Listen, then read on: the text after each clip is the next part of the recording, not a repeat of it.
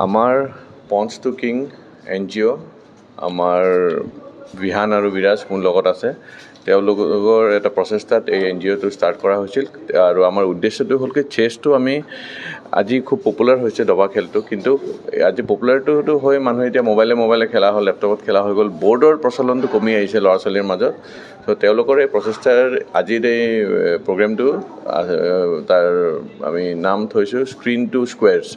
চ' আমি কেনেকৈ screen time বাদ দিব নোৱাৰোঁ, কিন্তু স্ক্ৰীন টাইমটো মিনিমাইজ কৰি স্ক্ৰীনৰ পৰা কেনেকৈ বৰ্ডলৈ গেমটো আনিম সেই প্ৰচেষ্টাটোৰ বিষয়ে আমি আজি এটা আলোচনা কৰিবলৈ লগ হৈছোঁ। আমাৰ আন্তৰ্জাতিক দবা দিৱস 20 জুলাই সেই ইনিচিয়েটিভতে আমি প্ৰগ্ৰেমটো লৈছোঁ। আৰু চেছৰ থ্ৰুদি আমি কেনেকৈ ছ'চাইটিত অভাৰঅল ডেভেলপমেণ্ট, আজি আমাৰ এটা মিছন আছে কি আজি আমাৰ যেনেকৈ দেশৰ বিভিন্ন ঠাইত বহুত ঘটনা হৈ আছে, আমি মণিপুৰত যেনেকৈ বহুত আনৰেষ্ট হৈ আছে, আমি সেই দুটা ফাইটিং কমিউনিটিৰ মাজত কুকিজ আৰু মেইটিজৰ মাজতো দবাৰ থ্ৰুদি আমি তেওঁলোকৰ মাজত এটা আণ্ডাৰষ্টেণ্ডিং অনাৰ চেষ্টা কৰিম। আৰু আমি এখন কিতাপো তাৰে কাৰণে উলিয়াইছোঁ। দবাৰ নিয়ম আৰু গোটেইখিনি থকা আমাৰ লোকেল লেংগুৱেজত তেনেকুৱা কিতাপ নাছিলে, অসমীয়াত কিতাপ নাছিলে, আমি অসমীয়া হিন্দী ইংলিছতো থাকিবই, বেংগলী আৰু আমি মেইটি ভাষাত এই কিতাপখন উলিয়াইছোঁ। আজি সেইখনো ইয়াতে উন্মোচন কৰা হ'ব। ত' এই গোটেইখিনিৰ প্ৰজেক্টটোৰ আমাৰ মূলতে আছে আমাৰ বিহান আৰু বিৰাজ। তেওঁলোক দুয়ো আমাৰ চেছৰ মোৰ ছাত্ৰ আছিলে, চেছ শিকিছে, বাট তেওঁলোকে ভাবিলে কি গ্ৰেণ্ড মাষ্টাৰ বা ইণ্টাৰনেল মাষ্টাৰ সেইটোতো আছে, নিজৰ এচিভমেণ্টটো আছে, তেওঁলোকে কিবা এটা ছ'চাইটিৰ কাৰণে কৰিব বিচাৰিলে।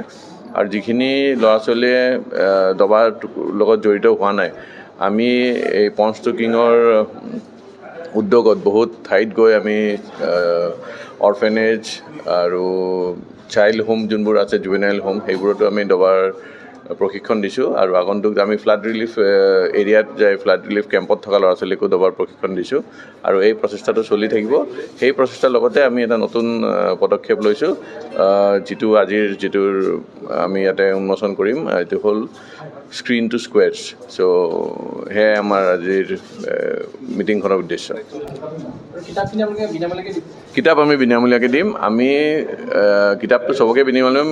ইনিচিয়েল আমি আজি সৰ্বশিক্ষাৰ MD ইয়াতে আমাৰ মাজত আছে, আমি সৰ্বশিক্ষাৰ থ্ৰুতে সেই কিতাপখিনি আগবঢ়াই দিম বিনামূলীয়াকৈ ল'ৰা ছোৱালীৰ কাৰণে।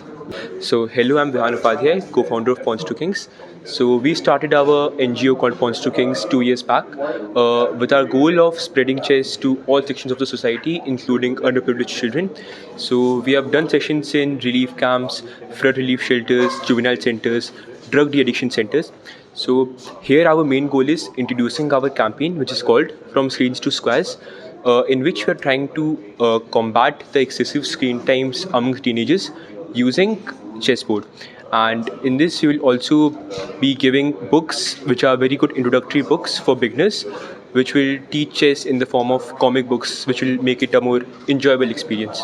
So hello, I'm Viraj Upadhyay, co-founder of Pawns to Kings. With my brother Vihan here, we have come to launch our new campaign From Screens to Squares. So in this campaign we are basically focusing on bringing children from screens to squares, because currently we are living in a generation where children are addicted to screens. They spend their time on Instagram, social media, and all of these their mobile phones, right? You will never see a child it's like in a public place talking to a stranger. They will always be on their phones, right? We want to change that. We want to contribute to changing this generation. So when a person plays chess, he develops not only his critical thinking skills, but he overall becomes more logical. It teaches him patience, it teaches him responsibility, because with every move that he makes, he has to think about a lot of strategy.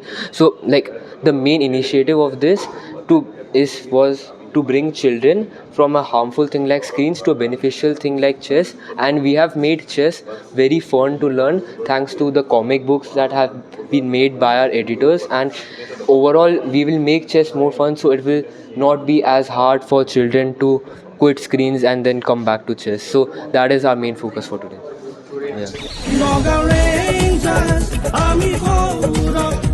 Yeah.